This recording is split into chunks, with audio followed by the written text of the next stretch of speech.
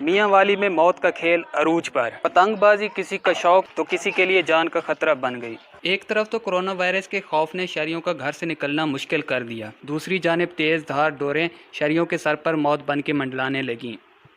ہم ایڈو دھاگا آمد ہے، ٹھیک ہے، اصل ہوں کدی وجہ اگر کرونا وائرس کی وجہ سے بہت پریشان ہاں، ہوں تو جی گھر باہر نکل جاں تو دھاگا آمد ہے، اصل ہوں کدی وجہ۔ پتنگ بازی کے باعث روڈوں پر منڈلاتے اس خطرے سے تنگ آ کر شہریوں کا کہنا تھا کہ انتظامیہ کو چاہیے کہ اس کی روک تھام کے لیے کوئی بہتر اقدامات کرے۔